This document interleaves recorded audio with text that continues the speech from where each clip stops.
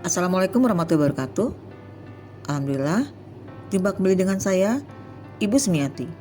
Kali ini saya akan menjelaskan materi tentang aset tetap tidak berwujud atau intangible asset. Sebelum kita mulai pembelajarannya, marilah sama-sama kita melafazkan basmalah. Bismillahirrohmanirrohim. Aset tetap tidak berwujud itu adalah suatu aset yang tidak terlihat wujudnya, namun memiliki nilai bagi perusahaan dan umur ekonomisnya lebih dari 1 tahun. Berikut ini adalah karakteristik dari aset tetap tidak berwujud. Yang pertama, didapat atau dibeli dari pihak lain atau dari perusahaan itu sendiri. Kemudian yang kedua, memberikan hak istimewa pada perusahaan. Yang ketiga, memberikan manfaat dan dapat digunakan dalam kegiatan normal perusahaan. Dan yang terakhir, yang keempat, mempunyai masa kegunaan relatif permanen atau lebih dari 1 periode akuntansi.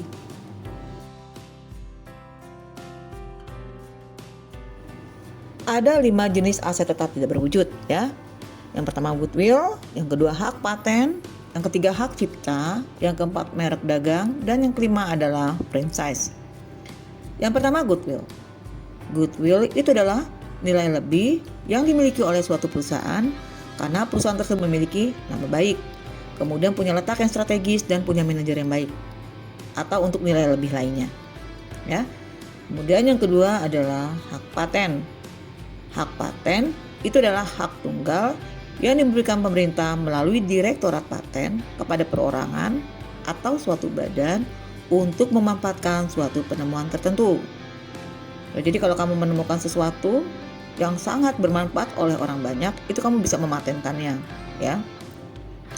Kemudian yang ketiga adalah hak cipta. Hak cipta ini biasanya berhubungan dengan karya seni, ya. Jadi hak cipta itu adalah hak tunggal yang diberikan kepada orang atau suatu badan untuk memperbanyak dan menjual barang-barang hasil karya seni atau karya intelektual lainnya, seperti misalnya lagu, buku, novel, dan puisi. Nah, yang keempat adalah merek dagang. Nah, merek dagang ini adalah hak tunggal yang diberikan kepada orang atau suatu badan usaha untuk menggunakan cap, nama, atau lambang usaha. Ya, jadi kalau kamu misalnya akan menjual sesuatu, di situ kamu bisa menentukan mereknya. Yang kelima adalah franchise. Franchise itu adalah hak tunggal yang diperoleh oleh suatu perusahaan dari perusahaan lain untuk mengkomersialkan produk, proses, teknik, atau resep tertentu. Nah, contoh franchise ini contohnya kayak McD, kemudian kayak KFC, kemudian juga ada misalnya Dunkin Donut dan sebagainya. Ya.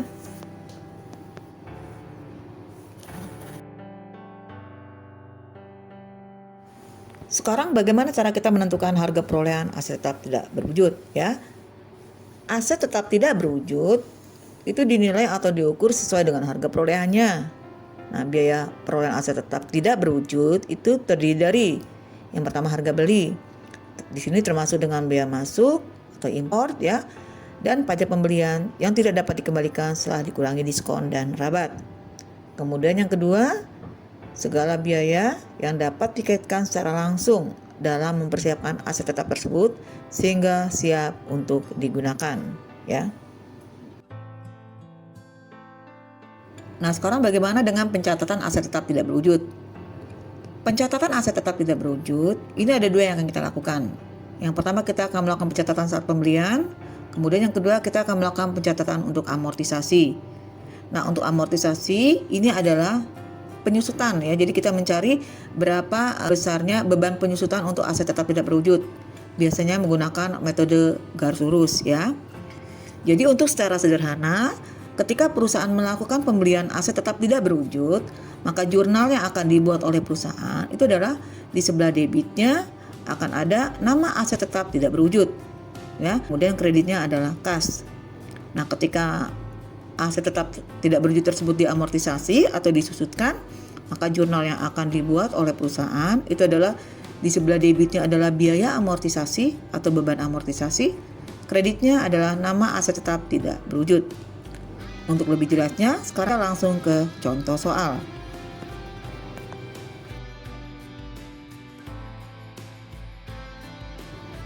Contohnya, pada tanggal 8 Januari 2020, PT Kejia mengembangkan alat penanam padi dengan biaya pengembangan mencapai 2 miliar rupiah dan biaya uji coba 100 juta rupiah.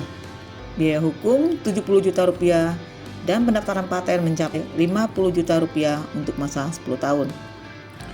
Nah, di sini kita akan melakukan pencatatan harga perolehannya.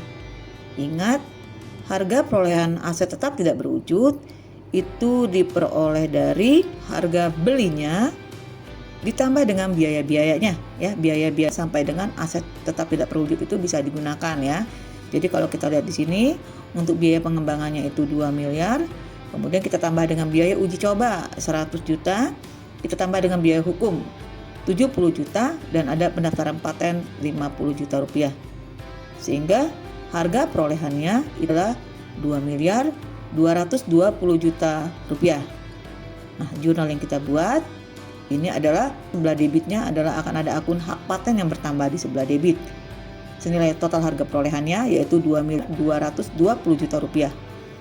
Kemudian kas perusahaan berkurang di sebelah kredit senilai 2 miliar 220 juta rupiah.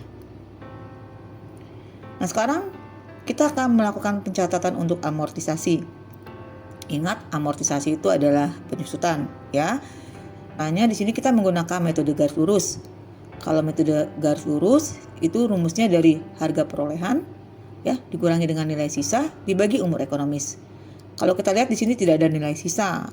Jadi untuk mencari besarnya amortisasi hak paten ya, itu kita bisa peroleh dari harga perolehan dibagi umur ekonomisnya 10 tahun ya. Kalau kita lihat di sini tidak ada nilai sisa. Berarti untuk mencari besarnya biaya amortisasi itu diperoleh dari harga perolehan dibagi umur ekonomis. Jadi kita peroleh dari 2 miliar 220 juta, kita bagi dengan umurnya 10 tahun ya, bagi 10. Jadi dapatnya 222 juta rupiah. Sehingga jurnal yang kita buat di tanggal 31 Desember 2020 ini adalah biaya amortisasi hak paten bertambah di sebelah kredit. Kemudian hak paten kita berkurang di sebelah kredit senilai masing-masing 222 juta rupiah. Ya.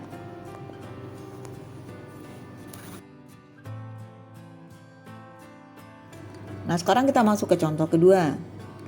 Pada tanggal 5 Januari 2019, PT Aston membeli PT Cahaya dengan harga 3 miliar rupiah. Nilai wajar aset PT Cahaya pada saat transaksi itu adalah 4 miliar 800 juta rupiah dengan nilai seluruh utangnya 2 miliar rupiah. Nah, berdasarkan data tersebut, maka di sini kita bisa mencari nilai goodwill-nya ya. Nilai goodwill itu bisa diperoleh dari harga beli PT Cahaya kita kurangi dengan total modal PT Cahaya. Nah, di sini harga beli PT Cahaya itu adalah 3 miliar rupiah. Sementara total modalnya itu bisa kita peroleh dari nilai wajar aset dikurangi dengan nilai utangnya. Jadi kalau kita lihat di sini nilai wajar asetnya adalah 4 miliar 800 juta rupiah. Kita kurangi dengan nilai utangnya 2 miliar rupiah. Sehingga total modal PT Cahaya itu adalah 2 miliar 800 juta rupiah.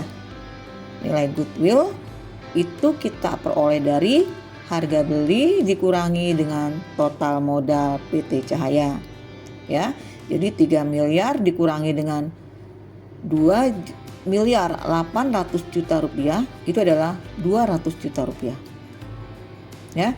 Sehingga jurnal yang kita buat pada saat PT Aston di sini membeli PT Cahaya, maka jurnal yang dibuat oleh PT Aston itu adalah debitnya macam-macam aset ya, senilai total nilai wajar aset 4 miliar 800 juta rupiah. Kemudian ada goodwill ya, goodwillnya di debit 200 juta rupiah. Kreditnya ada macam-macam utang senilai nilai utangnya 2 miliar rupiah. Kemudian ada kas yang berkurang senilai harga belinya yaitu 3 miliar rupiah. Nah, kemudian misalnya goodwill ini diamortisasi selama 20 tahun. Maka amortisasi goodwill tiap-tiap tahunnya itu diperoleh dari 200 juta dibagi 20. Dapatnya 10 juta rupiah. Sehingga di tanggal 31 Desember 2019 ya biaya amortisasi yang akan dicatat oleh PT Aston itu adalah biaya amortisasi goodwill bertambah di sebelah debit, kemudian goodwill berkurang di kredit masing-masing senilai 10 juta rupiah. Bisa dipahami ya?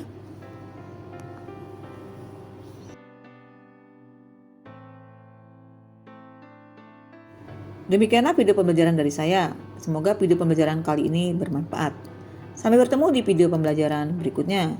Jangan lupa subscribe, like, comment, and share. Saya akhiri. Assalamualaikum warahmatullahi wabarakatuh.